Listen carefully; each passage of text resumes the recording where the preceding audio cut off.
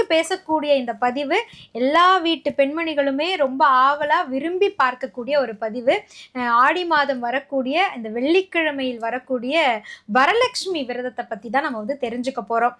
விரதம் அப்படின்றதே என்னன்னா, இறைவன் மீது நம்ம எவ்வளவு அர்ப்பணிப்போடு இருக்கோம், இறைவன் மீது நாம் வைக்கக்கூடிய அன்பினுடைய ஆழம் என்ன அப்படின்றத வெளிப்படுத்தக்கூடியது தான் விரதம். இந்த விரதத்தின் மூலமா நான் உன் மேல இவ்வளவு அன்பு இருக்கு, நீர் கூட எடுக்காம என்னால விரதம் இருந்து இறை சிந்தனையோடு செயல்பட முடியும் அப்படின்னும் பொழுது அந்த இறைவன் நம்மை சிந்திப்பார்.